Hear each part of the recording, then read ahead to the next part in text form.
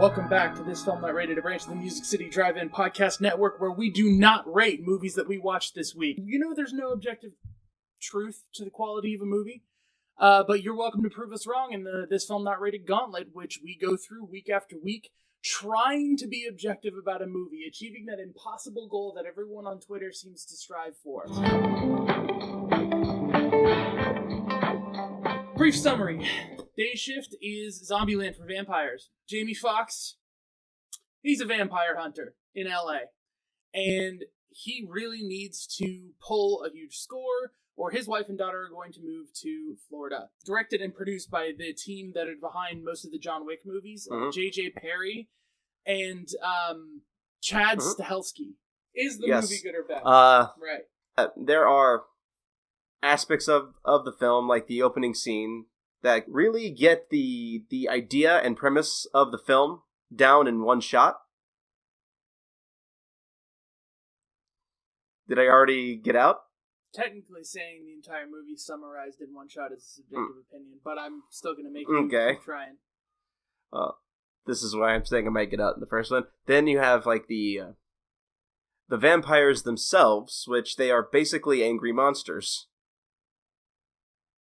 for a vast majority of the film. Yeah, I gotta disagree, Bob.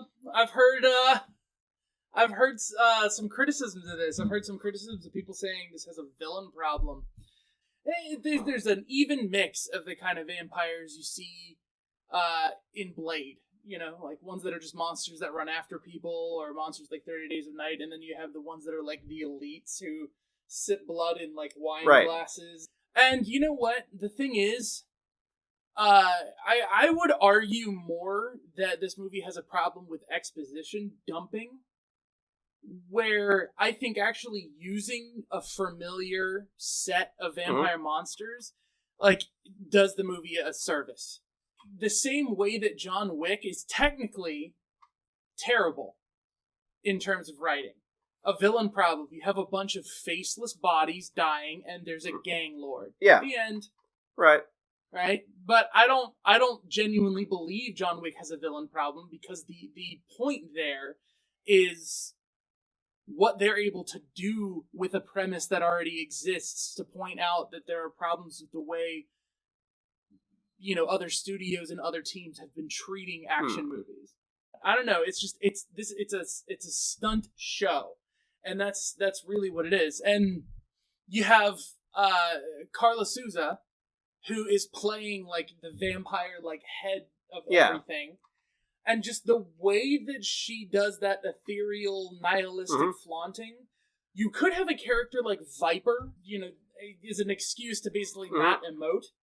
I don't think you have that here. I think you have someone who committed really well to the emotion that would be there, but you also have to realistically believe she's thousands of years old. Well, here's the thing. When I was looking at her character, I couldn't help but think of the main villain in John Carpenter's Vampires.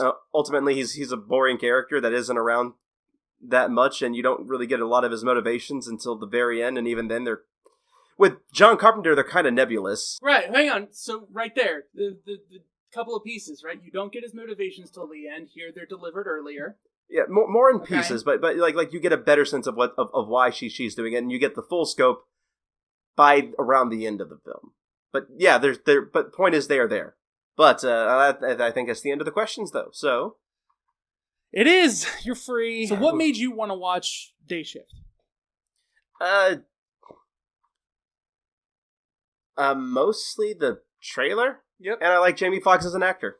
For me, the promise of the stunt team behind John Wick taking on vampires was like, this movie could be absolute trash. As long as I have at least one good set piece, I would be totally fine. The scene that sticks out the most in my brain is the Hive scene, where Dave Franco and Jamie Foxx and the two brothers are teaming up. There was one point in that scene where I laughed out loud, and it's when one of the brothers says, "Give me a shell." And the way he gives him a shell is he unloads a shell from the gun, and the other brother does this weird kick-flippy move thing, catches the bullet in the gun through the open slot, and then uses it to fire. this just it continually shows you, like a lot of sequences in at least the first 2 John Wick movies does, how impactful having someone really physically act out these things can be. Especially as we get into VFX studios being burned out and mistreated. Okay, you're trying to have, like, your heroes do impossible things through VFX work. Yeah, no, I was like that with a lot of the choreography, where I thought, well, that's a little extreme. That's gotta be like CG. pieced together, right? Yeah, there's someone off screen shoving their leg against that chimney to create the effect that she's doing the thing, and she's actually a contortionist. So, what would make you watch this again? If I wanted Zombieland but with vampires, that would make me want to watch it again. That's the best thing I can think of. It's like if the main character of Zombieland was Tallahassee and the side character was Columbus. Mm-hmm. I just want to watch the stunt work. Mm-hmm. I love from the Hive through the beginning of the end for Dave Franco.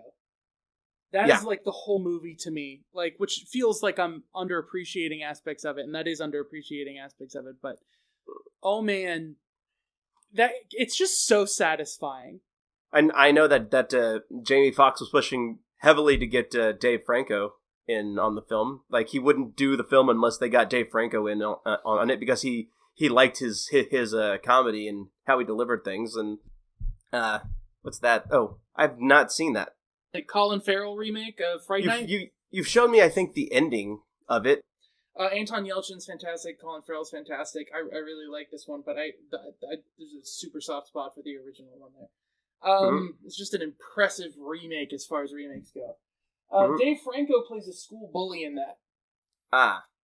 And it's very interesting to me having him go from being the school bully who meets a certain fate to, without spoilers, the stuffy bookworm who meets the same fate. So he has range, is kind of what you're saying. He showed a lot in this movie. I thought his performance was outstanding. There's like this genuine excitement in him. Like, the actor is like, I have to hold back really hard when I'm playing the bookworm because I'm going to be so excited to get to do all this stunt work and stuff. And there is a move, there's so much fluidity in the moves that right when you feel like you've been hit by a beat, it's followed up immediately by another beat. And the first time this hit me really hard was a gunshot from either Jamie Foxx or somebody flings someone into the air, and Dave Franco came from another side of the screen with like this hungry look on his face and like plowed into the person still in midair. Yeah, and I think I remember that. It was one of the coolest things where like it struck me in the sense that like I was on board with the character.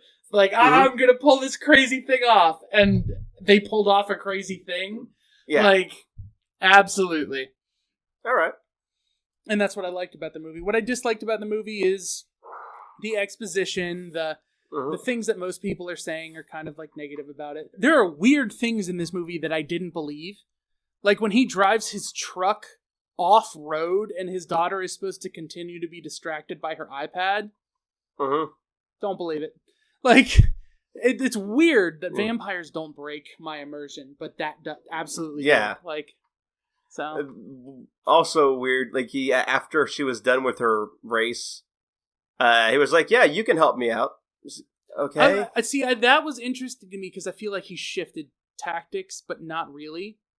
Instead of ramming through a person on a motorcycle, as I feel he would if she wasn't looking, he turns. And then he asks her to stay in the car when he goes out to presumably shoot at an oncoming enemy, but instead just flattens the tires and keeps moving forward. The actual vampires themselves, at least the ones that they try to give character, they mostly came off as stale. You know that guy that's standing next to the lead vampire for most of the film? His name is Oliver Masucci. He's basically just standing there until the end of the film, and when he gets his final fight, he has no character besides he's the heavy. Yeah. So him. The guy is there because Mads Mikkelsen got too famous. Yes. So him. See, that's the thing to me. I can't think of anyone who could pull off, even in that small world where I would normally, that would be the hardest to argue. That is the most generic, even like the way they handle him is almost a joke. It's like Jamie Foxx has to fight him and then literally, boom, out of the ceiling comes the other two characters to come take his place and fight him. Like, it's almost, he's almost just there as the secondhand muscle as a joke. And, but he looks like a vampire, he carries the presence, and he delivers in a way that, like, if it was just Carla Souza, I feel like she'd have a very different aura, because especially the way they introduce her as, like, a realtor. Yeah. I would have liked a bit more